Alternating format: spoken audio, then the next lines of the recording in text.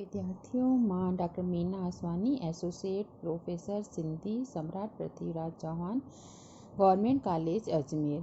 पाण BA part 3 जो first paper करे रहिया हुआसीं। उन में मां तव्हांखे ॿुधायो त 4 किताब रखियल आहिनि। उन में सचल सरमस्त ऐं लतीफ़ी लात, सिंधु नदी ऐं पाछा। त पाण कल्ह लतीफ़ी लात किताब शुरू करे चुका आहियूं, जंहिंमें शाह साहिब जी हयातीअ जा के वाक़िया टॉपिक हली रहियो हुयो। उन में 2 वाक़िया जेके शाह साहिब जी हयातीअ जा मुख्य हुआ उहे करे चुकासीं, जंहिंमें हो हिकु कोयड़नि वारो किसो ऐं ॿियो हो ॾाचिन वारो किसो। अॼु पाण नेक्स्ट शाह साहिब जी हयातीअ जे वाक़िए ते ॼाण हासिलु कंदासीं। उहो ई आहे त जीअं त शाह साहिब जे अनुसार सूफ़ी मत में नशे जी मना आहे, मगर शाह साहिब निहायत परहेज़गार शख़्स हो। जोगियुनि जे संग में हू हर क़िस्म जे नशे खां दूर रहण जी हिदायत कंदो हो। जोगियुनि जे संग में हर क़िस्म जे नशे खां दूर रहियो। हिकु भेरे भिटाई साहिब पंहिंजे फ़क़ीरनि खे हिदायत कई त इलाही इश्क जे नशे में मख़मूर रहो, माना परमात्मा जे नशे में पंहिंजो पाण खे एतिरो खोए छॾियो जो तव्हांखे ख़बर बि न पवे त अगरि परमात्मा जे नशे में पंहिंजो पाण खे खोए छॾींदासीं त असांखे ॿाहिरियनि नशीले पदार्थनि ग्रहण करण जी असांखे का ज़रूरत महसूसु कान थींदी ऐं भंग, गांजे, आफ़ीम, तमाकू वग़ैरह नशनि खां असां परहेज़गार थींदासीं। ॿियनि फ़क़ीरनि नशो छॾे ॾिनो, मगर रावल फ़क़ीर जेको हो हुके जो पियाकु हो, सो यकदमि उमिरि मूजिबि हुको छॾे की न सघियो। रावल फ़क़ीर शाह ख़ासि मुरीदनि मां हो, सिदक वारो शख़्स ऐं अक़ीदत माना विश्वास वारो तालिब हो। मुर्शद जो हुकुम बरचशम होसि, पर आदत बुरी बला आहे, सा सुथरी जिंद छॾण वारी न हुई। वीचारो कोशिश कंदो हो, पर वक़्ते लिकी कुंड पासे हुको पियो छिकींदो हो। इतिफ़ाक़ सां शाह साहिब खेसि हुको पीअंदे ॾिसी वरितो। इन्हीअ ते चयईंसि त छिकियूं छिके पीअणियूं थो पीए, नाहे तो त जेतिरी हिदायत हीअं जोगी जाड़ जीए छॾियो गस गुरूअ जो। इन्हीअ ताने ते रावल फ़क़ीर गश थी वियो ऐं दम ॾिनई, ताने कई तमामु हबीबाणो हेकिड़े। त उन अगरि शाह साहिब हयसि त उहो उनजो जेको उहो शाह साहिब जो तानो सही की न सघियो ऐं उन ई महिल जेको आहे उहो गश थी करे उते किरी पियो।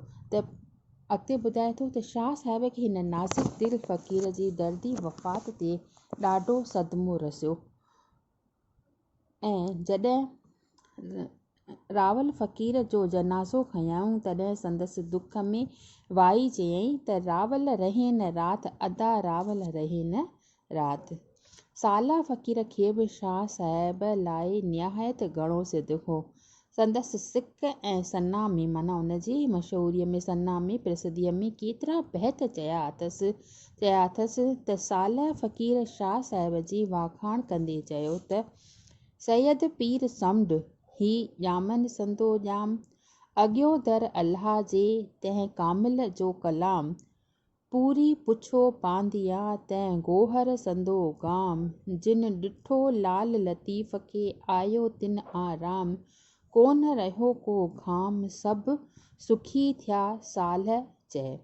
शाह साहिब खे त ज़ाहिरी तारीफ़ माना मुंहं ते अगरि कंहिंजी तारीफ़ कंदो, प्रसिद्धि कंदो हो त उहा उनखे पसंदि कान हूंदी। सो खेसि मुर्शद जे अक़ीदत खां वधीक ख़ुदा जे बंदगीअ जी हिदायत करण ख़ातिर मोट में उन ही बैत चयो त साल थिए सुधीर सुण हीअं में ॻाल्हिड़ी, माना पंहिंजे दिलि में इहा ॻाल्हि हिंडाए त मंझा लओ लतीफ़ चए पर में पुछज पीर, दारा मूं मुर्शद जे खोए खंडू बन खीर, इस्म जो अक्सर वेह तहीं से वागजी। मतिलबु मुंहं ते उनखे सारा करण की न वणंदी हुई। सो शाह साहिब जेको आहे उनखे चयोसि त मूंखे इन्हीअ प्रसिद्धीअ जी का बि लालच कान्हे का, तूं मुंहं ते हिकु ऐं पर पुठ ॿियो न थी। तो शाह साहिब खे तारीफ़ पसंदि की न हुई। इन्हीअ करे मुर्शद जी अक़ीदत खां वधीक उनखे चयईं त ख़ुदा जी बंदगीअ जा तव्हां बैत ॻायो, ख़ुदा जे सारा में जेको आहे तव्हां बैत ॻायो। त हिन जो मतिलबु इहो ई आहे त साल थी सुधीर सुण हीअं में ॻाल्हिणी ए साल ए परमात्मा जा सालिक। परमात्मा जी हीअ ॻाल्हि जेका आहे तूं पंहिंजे हीअं में धारण करे रख ऐं हीअ ॻाल्हि जेका आहे दिलि सां हुंडाए। त मंझा लाओ लतीफ़ जे लाइ शाह लतीफ़ चए थो पर में पुछ पीर, हिन दुनिया में पीर पुछ मुरीद पुछ पर कंहिंजे पर पुठ उनजी गिला न कर ऐं मुंहं ते उनजी प्रशंसा न कर। तूं उनखे परमात्मा खे यादि कर। इन्हीअ खां सुठो त इहो ई अथई त दारा मुंहुं मुर्शद जे खोए खंडू बन खीर इस्म जो अक्सीर वेही तंहिंसे वागजो। मतिलबु पंहिंजो जेको आहे कंहिंजी सारा करणु बुरी ॻाल्हि कान्हे पर मुंहं ते हिकु पर पुठ ॿियो न चइजे। इन खां सुठो आहे त शाह साहिब जेको चयो आहे त असांखे उन्हीअ ते उन्हीअ जी जेका आहे कंहिं बंदे जी सारा कजे। इन्हीअ खां सुठो आहे त परमात्मा जी सारा कजे। इन खां पोइ आहे हिन जो जेको तव्हांजो लतीफ़ इलाद किताबु आहे अॻियों जेको इहे त शाह साहिब जी हयातीअ जा के वाक़िया हुआ। हाणे इन जी शख़्सियत जे बारे में शाह जी शख़्सियत जे बारे में तव्हां BA पार्ट सेकेंड में चङी तरह सां पढ़ी आयो आहे। हिन में मां तव्हांखे थोरे में ॿुधायल आहे त शाह जी शख़्सियत जे बारे में त हर हिकु कलाकार जी शख़्सियत जेका आहे संदसि कला मां पधिरी थिए थी। पोइ चाहे हू चित्रकार हुजे कवि हुजे या गवैयो। चित्रकारीअ जी परख अल्फ़त ॾुखियरी आहे जो उन जी ॿोली बेज़ुबान आहे मगर शेर ऐं राग त हर दिलि खे चोरींदड़ आहिनि। जाचे ॾिसबो त इंसान जी दिलि जेका आहे बेपाया बहर मिसल आहे। हिते कॾहिं तूफ़ान थो लॻे त कॾहिं शांती आहे। बाज़े बाहि जा मच था मचनि त बाज़े थधो छंडो थो पवे। बाज़े दिलि भरियल आहे वक़्तु तड़ियल वक़्तु आस आहे वक़्तु निरासाई आहे। कॾहिं ख़ुशी कॾहिं ग़म कॾहिं उत्साह कॾहिं बेदिली। मतिलबु त इंसानी उमंगनि ऐं अहसासनि में काइनात जो अपार रंग ऐं लाह जाड़ समायल आहिनि। इंसानी ज़िंदगी जो दारो मदार ई उन्हीअ नाज़ुक भावनि ते आहे जिन खे शाइर पंहिंजे जादू बयानीअ सां उथारे थो। शहर जे मदे नज़र शाह कामिल कलाकार आहे। संदसि शख़्सियत खे धार धार रूप आहिनि। शाह सैलानी हो त कुदरत जो पुॼारी बि हो। हू मुहिब वतन हो त ग़रीबनि जो ग़मगुज़ार बि हो। ज़िंदगीअ जो राज़दान हो त राज़ खोलींदड़ पिणु हो।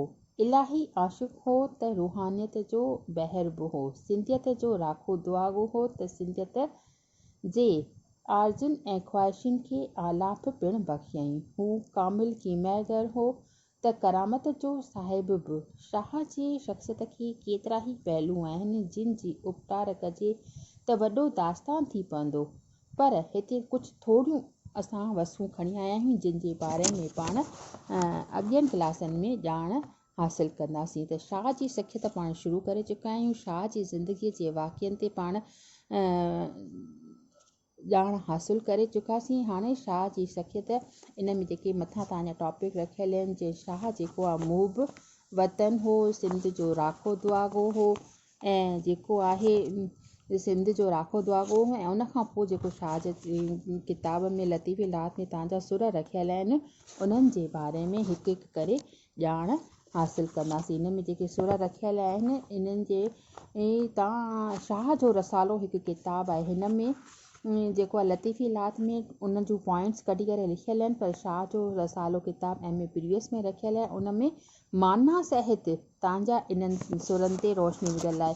अगरि तव्हां चाहियो त उन्हनि सुरनि जी मीनिंग तव्हां उहो किताब बि लाइब्रेरी में अथव हथु करे उन्हीअ मां मीनिंग ॼाणे सघो थियूं डिटेल में। जे रेफरेंस बुक जे रूप में तव्हां शाह जो रसालो लाइब्रेरीअ मां इशू करायो ऐं उन्हीअ में मीनिंग तव्हांजी लिखियल आहे ऐं हिते बि मां 5 या 6 पोइटियूं करे तव्हांखे रोज़ु वीडियो ते विझंदसि। तव्हां ध्यानु ॾेई करे ॿुधिजो। बसि अॼु एतिरो ई।